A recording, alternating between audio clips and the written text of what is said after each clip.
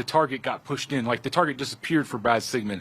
It was actually, you can see it was pushed into the wound this time. That was a little bit different. Last month, Associated Press reporter Jeffrey Collins describing differences of how bullets pierced the skin of Mikal Mahdi during his firing squad execution compared to the first firing squad execution of Brad Sigmund just a few weeks earlier. Nearly a month later on Thursday, Mahdi's defense team coming forward saying the differences were inhumane. It's helpful to compare the autopsy and the firing squad execution of Brad Sigmund. What it shows is that his heart was struck directly. Mahdi's defense team worked with a forensic pathologist who analyzed the autopsy findings and says that instead of 3 bullet wounds on Mahdi, there were only 2 distinct wounds, despite there being a 3-person execution team. The consultant wrote in part, quote, "The entrance wounds were also misplaced in comparison to their expected location. The entrance wounds were at the lowest area of the chest." Mahdi's team filing a notice of information with the Supreme Court to show what they call the unconstitutionality of Mahdi's execution. Watch Fox News reached out to the State Department of Corrections for their response to the allegations.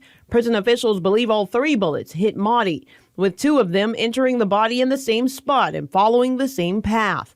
Mahdi's team disputes that. So 2 bullets or 2 bullet fragments did pass through that portion of his heart. Really, the locus of the shots was his liver and pancreas. That's the section of his body that was struck directly. So, according to the State Department of Corrections, this image is a representation of how firing squads are carried out. Volunteers are 15 feet away behind a wall with 3 rifles and 3 live bullets pointed at a target placed directly over the inmate's heart. According to a state Supreme Court ruling, this method is only constitutional due to the promise of only 10 to 15 seconds of pain before the heart is destroyed. What's significant here is that because Mikal was not shot directly in the heart, the amount of time that he was conscious and was consciously experiencing that excruciating pain was longer than if he was shot directly in the heart.